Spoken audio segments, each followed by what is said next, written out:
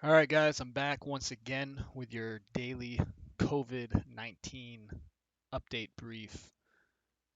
It's current as of today, March 27th, 2020, 13:53 local. Some alarming things happened overnight. I guess I shouldn't say crazy alarming, right? Because they match up, but there is one thing that's alarming that I'll touch base on. So overnight, total cases jumped to 574,000 as of today. So my key assumption that I made on the 23rd was saying that we were going to double by March 28th, which is tomorrow, to 670,000. The way that the cases are jumping up right now, we're going from anywhere from 50 to 75,000 cases a day. So I think we're going to come pretty close to that estimate, right? That assumption that I made a week ago or 4 or 5 days ago now. I think we're either going to hit the 670 or we're going to kind of get to 640, 650,000 for overall cases. But again, that's not what's too concerning because right now I'm sure that there's a lot more cases out there, uh, and we'll figure that out as we continue to test. But a lot of countries probably also won't be testing and they'll just quarantine. So overnight, 24-hour growth, we saw UK have the biggest growth. They went from 9,000 to 14,000 cases. So that's a growth of 46%. United States had another 36% growth, uh, jumping from 69,000 to 94,000. And then the rest are pretty online where they were yesterday, that 15 to 20% kind of sitting there. And again, Italy is starting to again flatten, right? They were at 8% yesterday. Today they're at 7%. So we expect them to kind of continue to decline as the weeks go on. We'll jump into deaths. So once again, for every death, we're assuming that 125 people were infected. Key assumptions right now is that the U.S. case fatality rate is at 6%, so that has dropped from 7.7% to 6% today. And again, if you remember from yesterday, I said to expect that to kind of continue to drop over the next few days as we continue to do more testing, and that will be equivalent of basically how many people actually have the virus here in the United States compared to the deaths. So expect that to kind of drop probably to anywhere from 4 to 6% here this week, is my estimation. But again, depending on the measures and what happens with quarantines, lockdowns, and what each governor or President Trump does, that number could also stay quite high, right? I also added the or the case fatality rate for each country over here if you want to look at that while we go through this. But again, alarmingly, United Kingdom jumped 58% in deaths in the last 24 hours. That's pretty exponential. The next biggest one was United States. I haven't arranged this yet just because I don't have this set up, so it's going to mess up. But again, that's sad for the United States because we're still seeing them double every 3 days, right, in deaths. So we're going to keep track of this. France and Germany continue to stay right around that 30% and double every 3 days.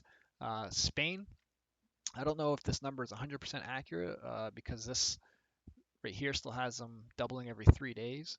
But we'll watch Spain, right? Because this is a good thing. Italy did jump up as far as their percent growth in the last 24 hours for deaths. So that's unfortunate. Yesterday they were at 10%. They jumped an extra 2% today. But again, not anything that's crazy alarming.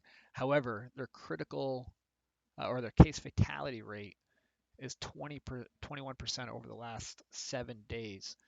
So that means to me that they're not testing enough of their citizens to get a real good estimation as how many people are infected. So I don't expect that these numbers are actually 20 and 30%, 10, 15%.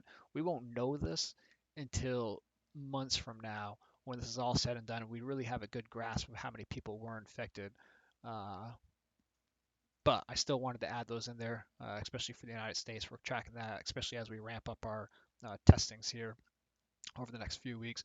So key assumptions that I made on the 20, I made this one on the 23rd, but we're going to continue with this one for the U.S. doubling in deaths from 1,100 to 2,800 by the 31st. So overall, that's a 5-day period. So we're going to continue to track that.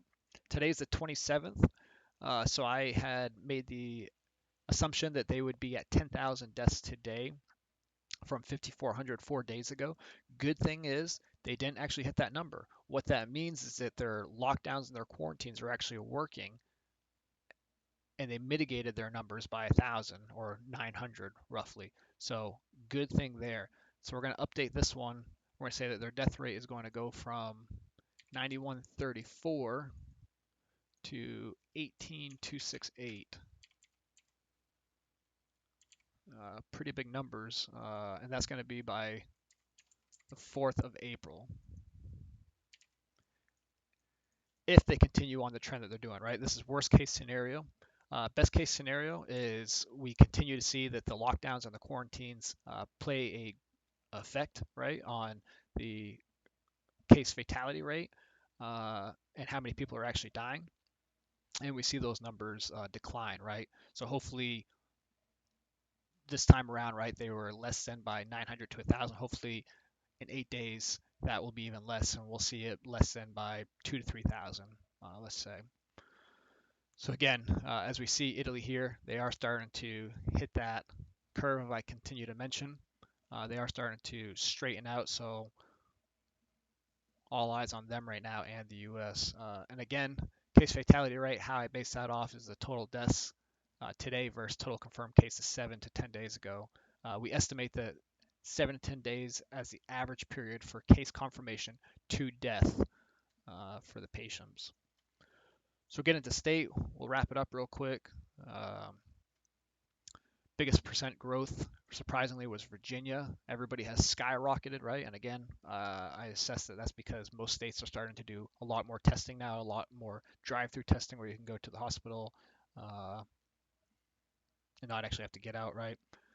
Unfortunately, Maine had its first death, but again, yesterday they were at like 9% increase, still at 8%. I don't know how many measures Maine and South Carolina doing, but we'll continue to monitor those and see where their confirmed cases are. And I might actually start looking at their deaths too. And then, yeah, the percent growth as far as numbers go over the last 24 hours, but that doesn't really matter. And then your total deaths here has spiked to 26,447, so an increase of almost 4,000 deaths in the last 24 hours. As we see here, that's almost doubled, right?